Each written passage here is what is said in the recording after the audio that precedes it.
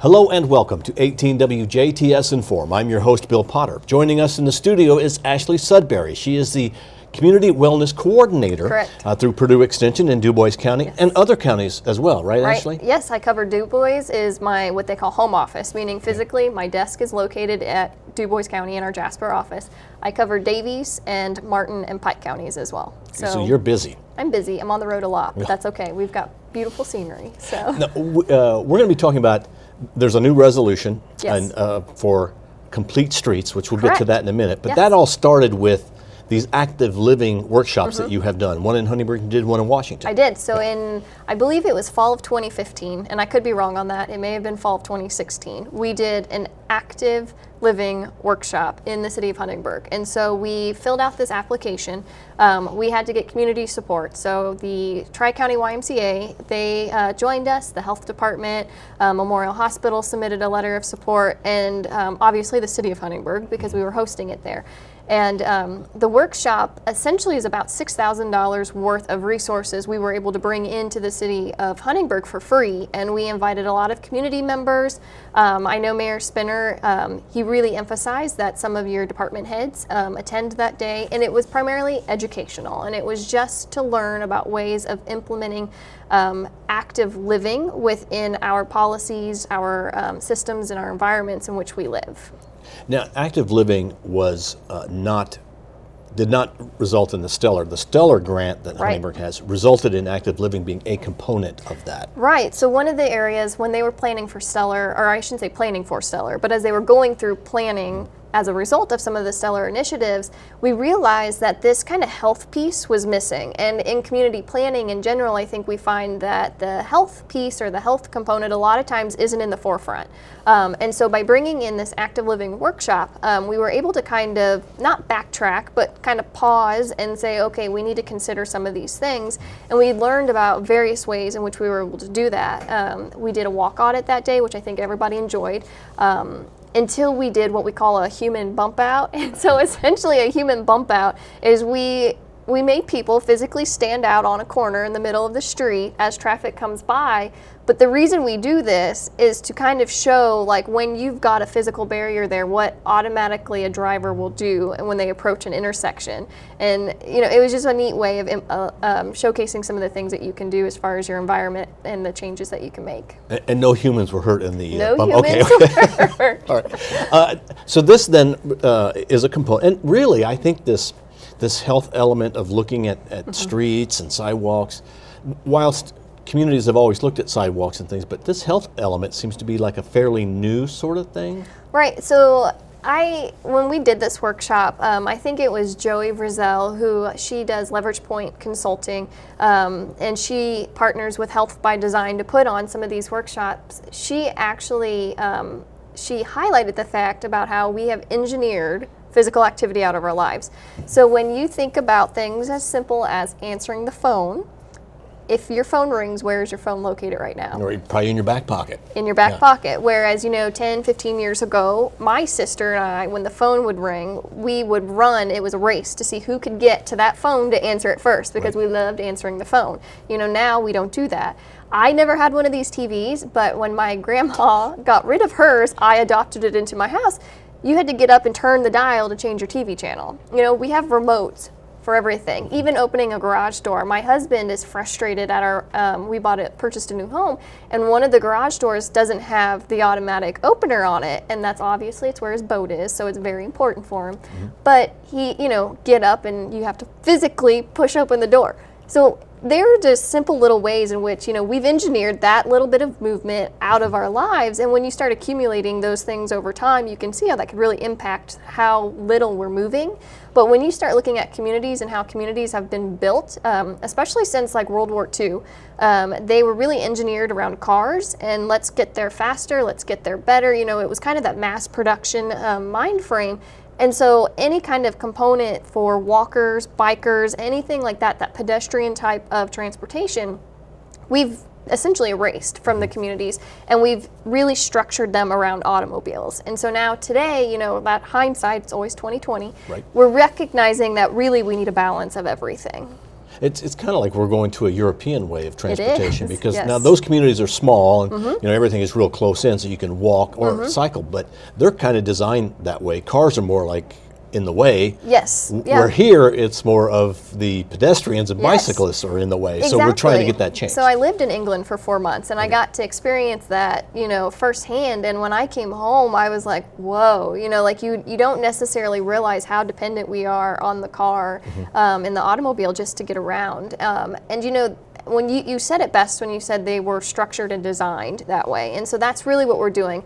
I think right now a lot of community, they call it urban designing or urban, you know, landscaping and urban agriculture. We hear a lot of urban this, urban that, but really what it is it's taking these concepts and these ideas, they're trying to figure out how to implement them in those bigger cities, and then once it's been in there and you can see that because they've got the population there that, you know, they can see and measure that change a lot faster than in a rural community. Right. Then that trickle down effect happens. So now we're experiencing that trickle down effect where you think about Indianapolis and you've got the Monon Trail, you've got is it their cultural trail, I think is what they call it. You know, they've got those types of measures where they've seen the success. And so now, you know, when you go back and you look at that in our smaller communities, it's amazing, you know, how we're able to make that our own. We take a little piece and we make it our own.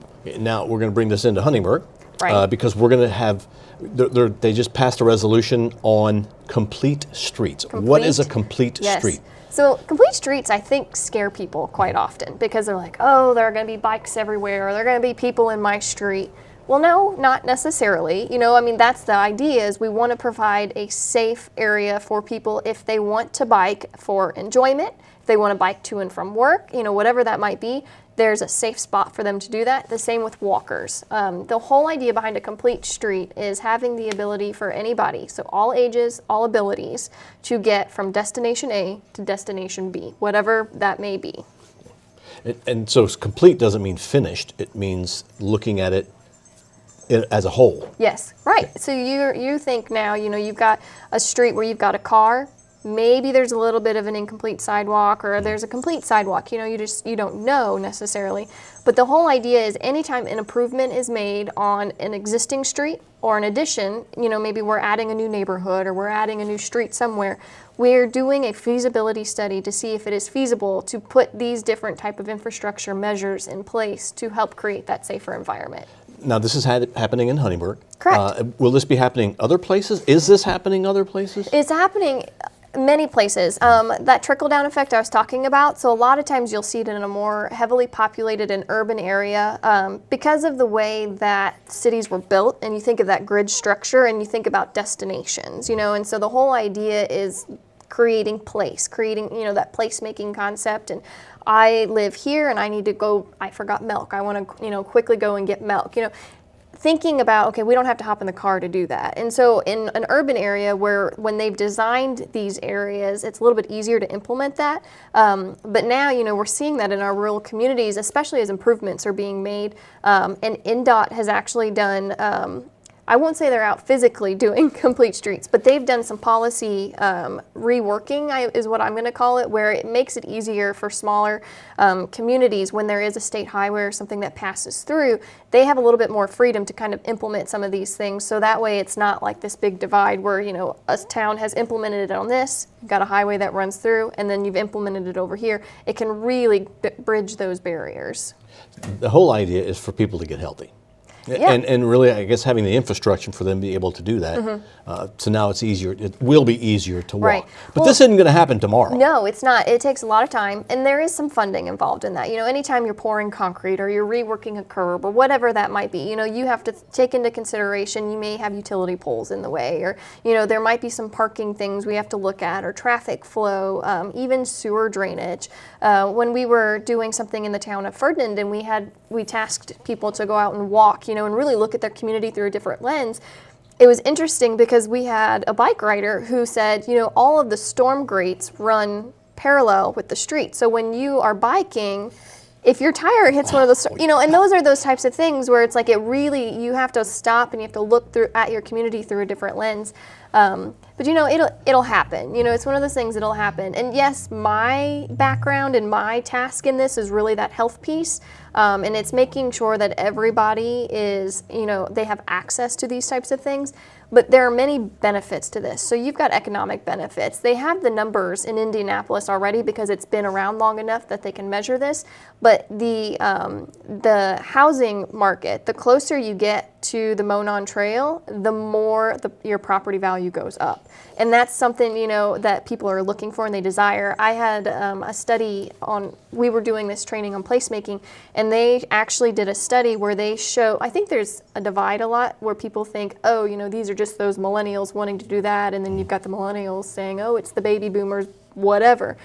Baby boomers, millennials, both over 60% of them, that is something they walkability is something they place value in whether it's they're looking for a new home or it's the community that they currently live in. So I think that speaks to those economic numbers of why this is important. It's not just a health piece, you know, there's economic benefits. I think there's that desire when you've got a community that's walkable, there are tourism benefits, you know, somebody can come and park and they can get around all day and they really get to learn the city or your town or your community, and they get to know it and they visit it and they want to come back.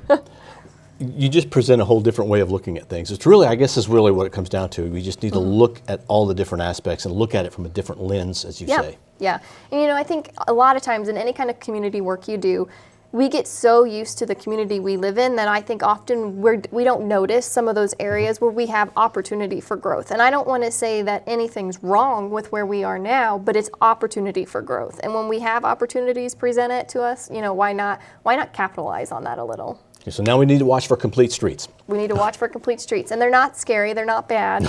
We will survive. It'll be healthy for us. Well, Yes. Ashlee, thank you very much for coming in. Well, thank you. I appreciated it. Our guest has been Ashlee Sudbury. She is the Community Wellness Coordinator with Purdue Extension in Du Bois County, but serves multiple counties as well. Yes. Ashlee, thank you for coming in. Thank you. Thank you for watching WJTS. We are local people watching local people.